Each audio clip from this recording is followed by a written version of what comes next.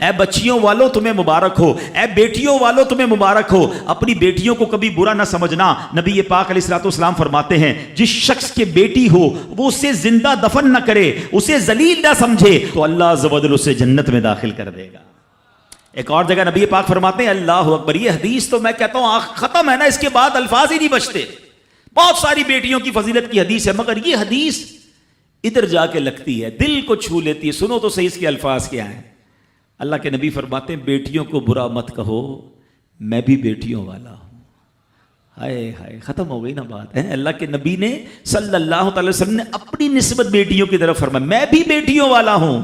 بے شک بیٹیاں تو بہت محبت کرنے والیاں، غم گسار اور بہت زیادہ مہربان ہوتی ہیں۔ سنو بیٹیوں والوں اور بہنوں والوں، اللہ کے حبیب کیا فرماتے ہیں صلی اللہ تعالی علیہ وسلم، میرے نبی کا فرمان ہے کہ جس کی 3 بیٹیاں یا بہنوں کی اس طرح پرورش کرے، ان کو ادب سکھائے، ان سے مہربانی کا برتاؤ کرے، یہاں تک کہ اللہ عز و جل اسے بے نیاز کر دے، یعنی ان کا نکاح ہو جائے، تو اللہ تعالیٰ اس کے لیے جنت واجب فرما دیتا ہے۔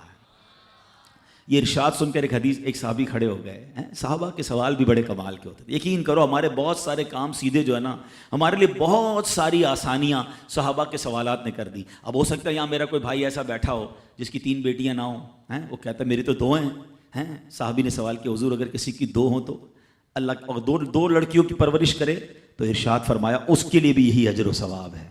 راوی فرماتے ہیں یہاں تک کہ اگر ایک بیٹی کا بھی لوگ ذکر کرتے تو نبی پاک اس کے بارے میں یہی فرماتے۔ مگر ایک روایت اور بھی موجود ہے کہ ایک صحابی نے کھڑے ہو کر کہا حضور اگر کسی کی 1 بیٹی ہو، اللہ کے نبی نے فرمایا 1 بیٹی ہو تو بھی جنت واجب ہو جاتی ہے۔ بیٹیوں پر شکایت، بیٹیوں پر منہ چڑھاتے ہو، بیٹیوں پر لڑائی کرتے ہو، اللہ اکبر، یہ تو جنت میں جانے کا ٹکٹ ہے۔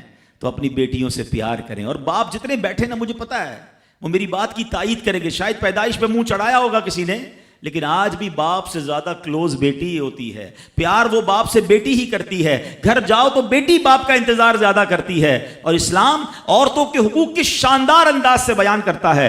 اللہ کے نبی علیہ الصلوۃ والسلام فرماتے ہیں جب کسی کے ہاں لڑکی پیدا ہوتی ہے، سنو، گھر پہ مہمان آئے تو اچھا لگتا ہے نا، اور کوئی بڑا اہم مہمان آ جائے، کوئی بڑے بزرگ آ جائیں تو کتنا خوش ہو جاتے ہیں آپ۔ کئی ایسے بزرگ ہوں گے، کئی ایسے علماء ہوں گے، کوئی ایسی شخصیت ضرور ہوگی جس کو آپ اپنے گھر بلانا چاہتے ہوں گے، مگر آپ سوچتے ہوں گے یار وہ میرے گھر کیسے آئے گا، بہت بڑا آدمی ہے، بڑا مصروف شخص ہے، پسند تو مجھے بہت ہے مگر میں گھر نہیں بلا سکتا۔ سنو، جب تمہارے گھر بیٹی آتی ہے تو پتہ ہے کون مہمان آتا ہے؟ اللہ کے نبی فرماتے ہیں جب کسی کے ہاں لڑکی پیدا ہوتی ہے تو اللہ عز و جل فرشتوں کو گھر بھیجتا ہے۔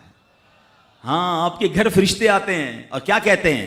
فرشتے آ کر کہتے ہیں اے گھر والوں تم پر سلامتی ہو۔ پھر فرشتے اس بچی کو اپنے پروں کے سائے میں لیتے ہیں، اس کے سر پر ہاتھ پھیرتے ہوئے کہتے ہیں یہ کمزور سی جان ہے جو ایک کمزور جان سے پیدا ہوئی ہے، جو شخص اس کمزور جان کی پرورش کی ذمہ داری لے گا تو قیامت تک مدد خدا اس کے شامل حال رہے گی۔ تو اب کبھی بھی بیٹیوں پر زیادتی نہیں ہونے دینی۔ ہاں، بیٹیوں کی دعائیں لو، بیٹیوں کی خدمت کرو۔ اور میں نے خود دیکھا ہے، آپ نے بھی دیکھا ہوگا، میں نے دیکھا ہے، بلکہ میں نے ایک طرح سے انٹرویو لیا ہے ایک رشتہ دار کا کہ یار آپ کی 4 بیٹیاں ہیں، 3 بیٹیاں ہیں، کہتا ہے یار جب سے بیٹیاں آئی ہیں پتہ نہیں رزق کدھر سے آ رہا ہے۔ بیٹیاں تو کیا آئی ہیں، اللہ نے رحمت کے دروازے کھول دیے ہیں، کیونکہ اس نے منہ نہیں چڑھایا۔ کچھ ہوں گے ایسے بیٹیوں والے جن کا ہاتھ تنگ ہوگا، تو غور کرو جب بیٹی ہوئی تھی تو شکر کیا تھا یا شکوہ کیا تھا؟ اللہ نے تو بھیجی تھی رحمت تمہارے گھر پہ، تم نے اس وقت بھی اللہ کو ناراض کیا، بیوی کو گالیاں دی، ہنگامہ کیا، اب کہتے ہو رحمت نہیں آ رہی۔ تم نے تو کتنی ناشکری کر لی۔ اگر تم سجدہ شکر ادا کرتے، اللہ کی بارگاہ میں رضا راضی رہتے، اللہ بیٹیاں تو دیتا مگر تم پر رحمت کے اور دروازے بھی کھول دیتا۔ اور ہم نے دیکھا ہے لوگوں کے رزق کو بڑھتے ہوئے۔ تو کبھی بیٹی کی پیدائش پر آپ نے منہ نہیں چڑھانا ہے، ہاں، نہ اپنی زوجہ کو تانے دینے ہیں، اور بیٹیوں کا خیال رکھیں، بہنوں کا خیال رکھیں۔